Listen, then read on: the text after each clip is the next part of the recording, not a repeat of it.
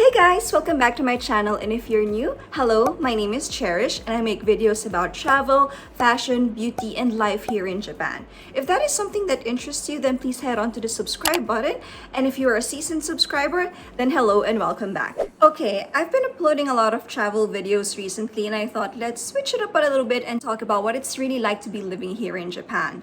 Before I came here, I was living in Dubai, which is the second country that I lived in, and I've also visited Tokyo in the past, and I thought, oh, it's gonna be easy, I'm a pro at this. It's gonna be the third country that I'll be moving to and I'll be okay. but boy was I wrong. So for today's video, I'm gonna talk to you guys about 20 things that I wish I knew before moving here in Japan. I really should have watched videos like this before moving here, but anyway, let's get into it right away, and let's start from the very first one, which is slightly obvious because I've noticed this when I first visited as a tourist, and yep, it is really expensive to live here. I knew Tokyo though is gonna be expensive. I did expect it, but I didn't expect it to be this expensive. Okay, let me get into that further. Okay, let's start from the basics. First, your rent. Let's say you're a single person and you're gonna rent a studio apartment. That would cost you around 100,000 yen or $1,000 per month. And I bet you that's a very teeny tiny apartment. Second, food. Food could get very expensive here, especially if you do grocery shopping and you wanna eat healthy. Fruits and vegetables here are gold. Oh my god, the first time I went grocery shopping here, I was like, is this a joke? So here's a little story for you. So I was looking for fruits, yeah? So I was looking for strawberries and I found these 5 lovely strawberries. And when I checked the price, you know how much it was? It was 980 yen. That's $10 for that 5 freaking pieces of strawberries. And then I went over, okay, let's try watermelon. Maybe it's better. You know that they have this little watermelon like this? And it's like 3,000 yen. $30 for that little watermelon. You know how much those are in the Philippines? Okay, let's say strawberries, 5 pieces of strawberries. And I'm being generous here. It's probably 150 pesos, which is in conversion 300 yen. Watermelon is probably, okay, let's say 100 pesos. Like that I think, wait, hang on. The last time I bought watermelon in the Philippines was like, it was this big. And I remember paying 120 pesos or 150 pesos. So that's, let's say again, another 300 yen. And here, you have to pay triple the amount. And the watermelon is actually way more than that. So yeah. And if you go to the vegetable section, it's going to be the same. It's so expensive.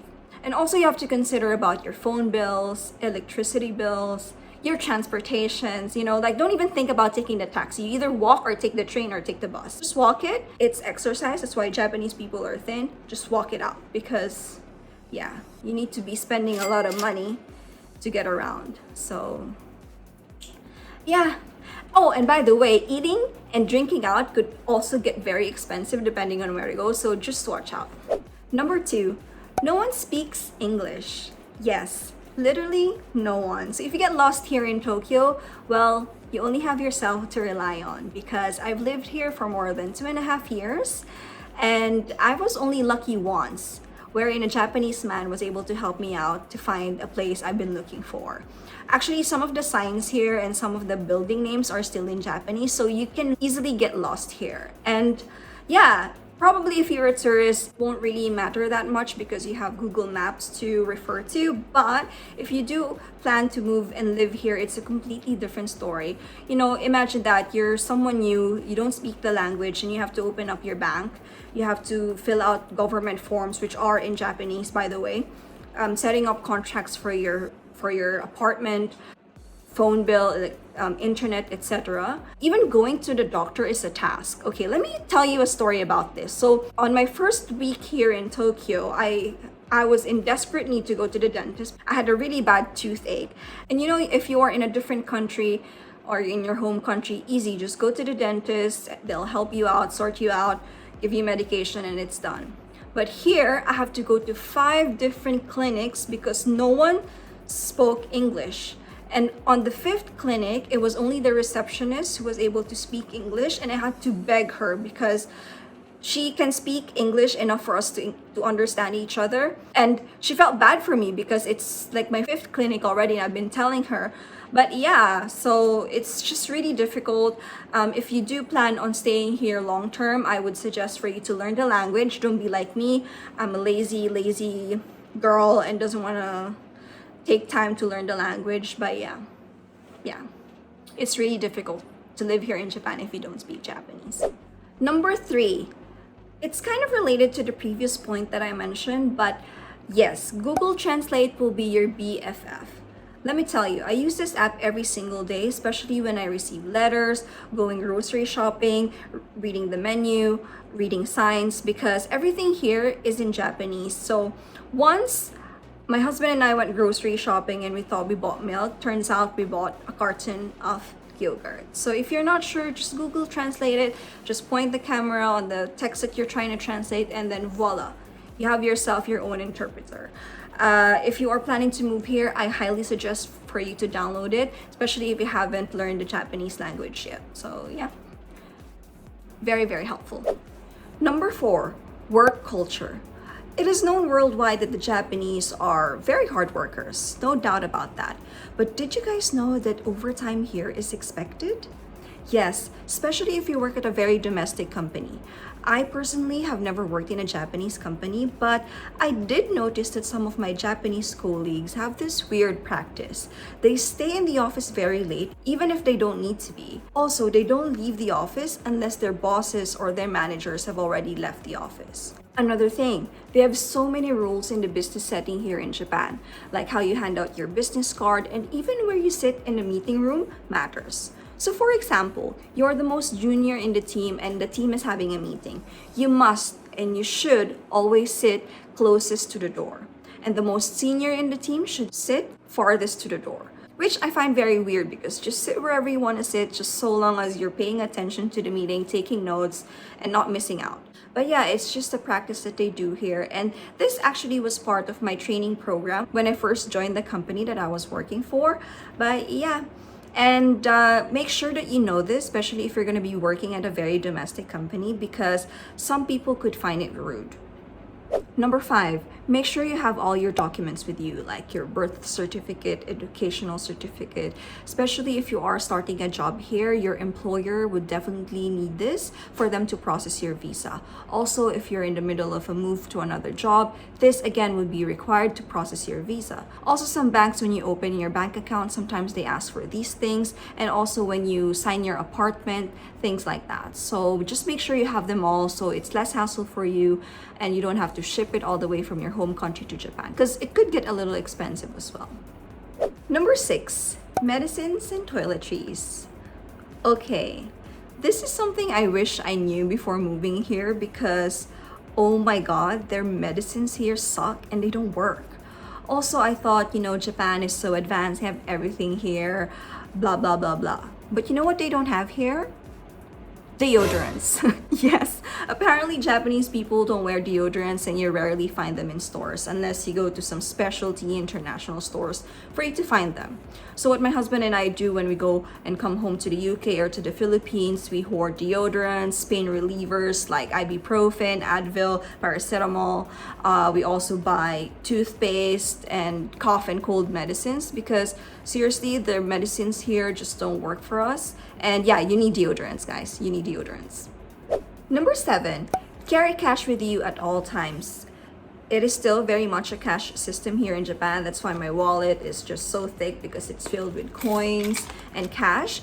A lot of restaurants and salons and bars still accept cash. And sometimes you'll see some signs as well outside that they only accept cash. So just better be ready.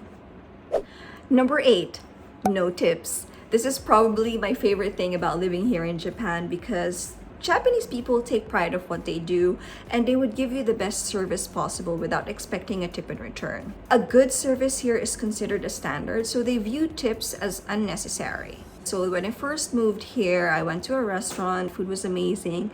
So I left the tip, left the restaurant, and then all of a sudden, there's this Japanese guy chasing me down the street, telling me that I forgot my money. And I was like, no, it's for you, please take it. But he refused to accept it and insisted that I take back my money. And I was like, oh, okay. Then I took it back, and then I realized and learned that tips here are not really practiced. And yeah, it's not only in restaurants, but also in nail salons, hair salons, bars, etc. So yeah, amazing. No tips. Number 9, no trash cans. This is something I found very weird when I first moved here because the streets of Tokyo are so clean, yet you won't find any trash bins around. So I learned that what people do here is they take their own trash, bring it home, and that's how they dispose of it. However, if you are in desperate need of, disposing of your trash, let's say you don't have a bag, then you can go to convenience stores and you can find some trash bins there. But yeah, it is quite difficult to find trash bins here in this country. Number 10, slurping is a thing. You'll notice this when you first visit ramen places. At first, I thought it was odd too because I was taught as a child not to slurp or make any sound when you eat. But not here in Japan. So apparently, slurping is a way for people to let other people know that they are enjoying their food. Number 11, chopsticks etiquette. I never knew this one existed until I moved here. Once my colleague told me off because I put my chopsticks on a bowl of rice and stuck it like that vertically. And apparently this act is associated with death and just plain rude. So don't do that. Oh, and you're not supposed to stab your food with chopsticks. Nope, don't do that. It's not a skewer.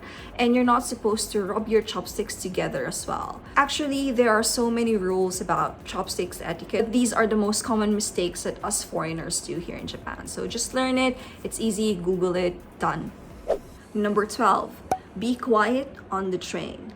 If you don't want nasty looks coming your way when you're in the train, then keep your phone silent, never answer your calls, and just avoid talking.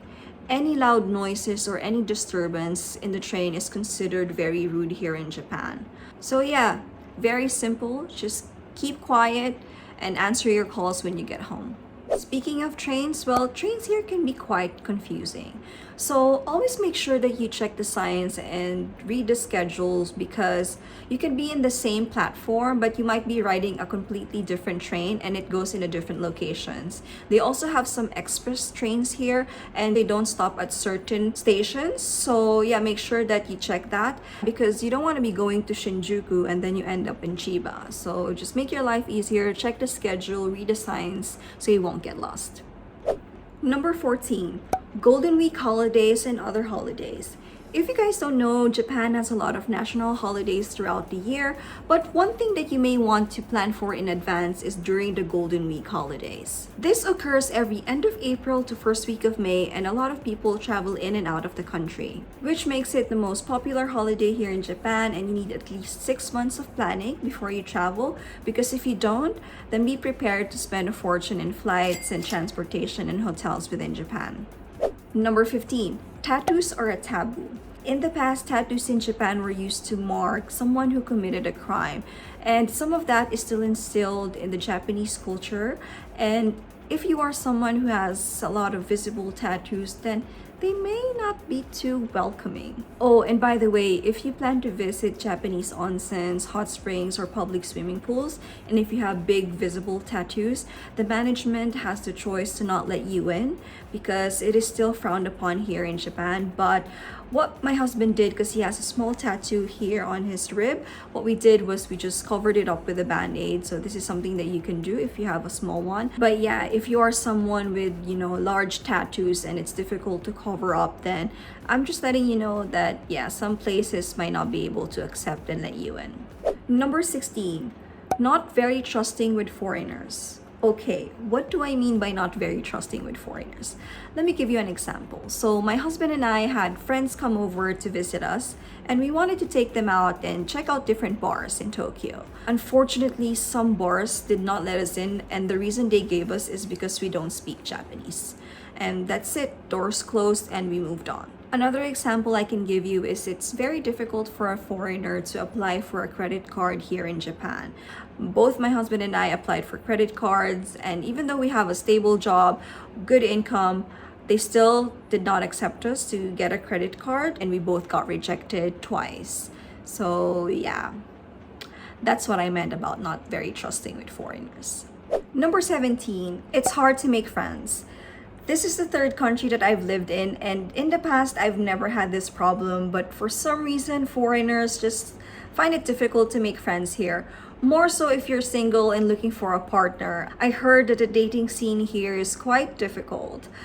Now that I think about it, I don't have any friends outside of work or my husband's friends. And yeah, and it's not just me, guys. I've asked some of my friends as well, and they said the exact same thing.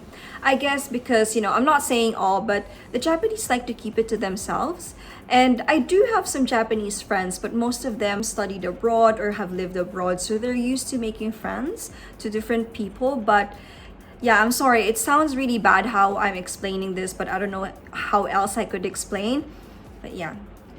Number 18, not flexible with dealing with things. Okay, I don't know exactly how to phrase this, but I'll just give you some examples. Let's say you go to a restaurant or even McDonald's and you ask if they could take out the pickle out of your burger. Because some people don't like pickles, right? And I would just say, good luck to you. Because that would require at least a 10-minute conversation back and forth with, by the way, including the manager, and the end result would be, gomenasai, we cannot take out the pickle out of your burger. So just save yourself the 10 minutes of conversation and just do it yourself. Same goes when you ask for ketchup or mustard. Literally, the person you're going to be talking to would be like, oh, I need to ask the manager. Oh, I need to ask my colleague. I need to ask at least 5 different people for them to give you an answer. Don't stress yourself and don't stress the employees working at McDonald's, and it is what it is. You just have to accept it and yeah, enjoy your burger. Number 19, they don't have malls. This is so important for me because I am Filipino and our pastimes include going to the mall. Because why not? You can do basically everything at the mall. Like go grocery shopping, go retail shopping, watch the movies, go to the bank, have your dress altered, go bowling, go ice skating, and even have your passport renewed. But here, they don't have any malls, so you have to go to separate places to run errands. So for example, I plan for the weekend that I need to do grocery shopping, but I also want to do some shopping as well, like I want to buy a new dress. And I have to have my dress altered. Chances are you're going to be going to 3 different places and you really have to plan for your day. So yeah, whenever I come home, I go visit my favorite mall in the whole wide world, SM Mega Mall, because they got it all for me. We got it all for me. Yeah, SM, please sponsor me. Okay, we're towards the end of the video, and number 20, everything is small. Yes, from houses, apartments, bars, restaurants, clothes are small. Just to give you an example, in international clothing size, I'm a size small, but here in Japan, I am either a size large or extra large. Another thing, when I had my yearly medical checkup here, and I still can't get over this because when I read the results, it says that I'm obese and they give me the advice to lessen my eating and have more exercise. So yeah, apparently I'm quite big here in Japan. You guys don't believe me? Here's the letter that says that I am obese and I should lessen my food intake and do more exercise. Yeah. Oh, and if you are over 6 foot tall, like my husband is 6'3", 6'4", and he could never shop here because Japan just doesn't make anything for his size. Like shirts, shoes, suits, nothing fits him here. So whenever he comes home to the UK, he would just buy all of his stuff there because yeah, you can never buy your stuff here in Japan. They're too small. And that's it, you guys. Those are the 20 things I wished I knew before moving here in Japan. And if you do live here, please let me know your experiences as well by leaving it in the comment section down below. And I hope you guys really enjoyed watching this video by letting me know from commenting, liking, and subscribing to my channel. And yeah, see you guys again on the next one. Bye! Oh my god, sorry, there's construction here in our apartment. Okay. Seriously? 10 things I wish I knew before filming this video. I should have checked the schedule of the construction here in our building because... How can I make a video? Shut up! So that is... Oh my god. Watch him move. For sake! You guys don't know the struggles of filming this video. Seriously. So many loud noises today.